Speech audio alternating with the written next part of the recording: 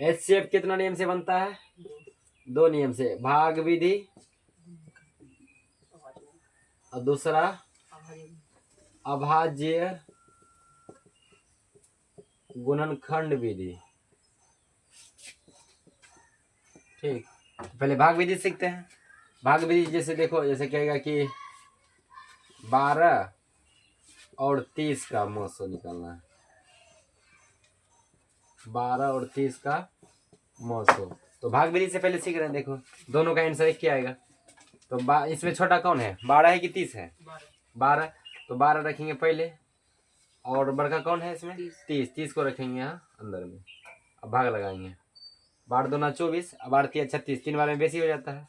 2 बार पढ़ेंगे तो 12 दूना 24 ही हुआ। घटाएंगे, यहाँ तो 0 नहीं घटेगा, पैसा ले लो, इससे हो जाएगा 10, 6 काट कुट हो गया। उसके बाद यहाँ 6 जो बचा इसको घेरेंगे ऐसे, ठीक, आल बांध दो। और ये 12 को ये कोना वाला जो है यहाँ उठा के लाएंगे इसको यहाँ, ठीक। अब छक्का चौक कितना बार में 12 हो जाएगा? 2 बार में 12 हो गया, तो काट कुट हो गया। जहाँ काट कुट हुआ वहीं काम खत्म।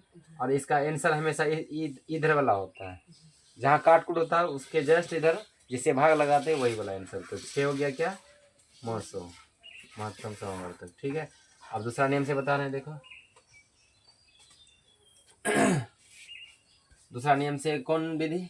अभाज्य गुणनखंडन विधि। देखो जैसे कि 12 को तोड़ेंगे 2 से, पहले 2 से तोड़ना पड़ता है, तोड़ते जाओ, 6 हो जाएगा। फिर 2 से तोड़ेंगे तो 3 हो जाएगा। अब टूटेगा नहीं है, ठीक है, यही हो गया। इसको ऐसे गुना के रूप में लिख लो। 2 पर पावर 2 कितना है? 2 बार है ना, तो 2 पर पावर 2। अब 3 कितना है? 1 होते 1। अब फिर 30 को तोड़ेंगे। किसको तोड़ेंगे? 30 को तोड़ेंगे। देखो इधर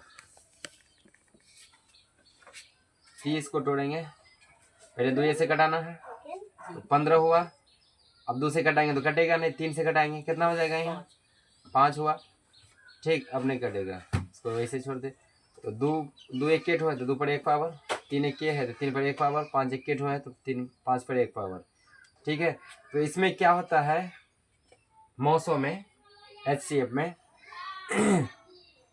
कि दोनों में देखना पड़ेगा कि कौन कौन मिल रहा है, ठीक है। जैसे कि यहाँ 2 है, यहाँ भी 2 है, तो इसमें 2, यहाँ 2 पर 2 पावर है, यहाँ 2 पर 1 पावर, तो छोटा वाला लिया जाता है। कौन सा लिया जाता है? छोटा वाला। यहाँ 2 पर 2 नहीं लेंगे, यहाँ 2 मिला, यहाँ 2, यहाँ भी 2 मिला, लेकिन यहाँ 1 पावर है, यहाँ 2 पावर है, तो खाली 2 लेंगे, क्योंकि 2 यहाँ 1 है, यहाँ 2 है, 1 लेंगे। उसके बाद 3 है, यहाँ 1, 3 यहाँ भी 1, तो 1 3 ले लेंगे। यहाँ 5 है, वहाँ 5 नहीं है, तो छोड़ो। अब इसको क्या करेंगे? गुना कर देंगे, 3 दूना 6। यहाँ भी आंसर 6 आया, और यहाँ भी आंसर कितना आया? 6 आया। दोनों विधि से क्या आया आंसर? हो गया।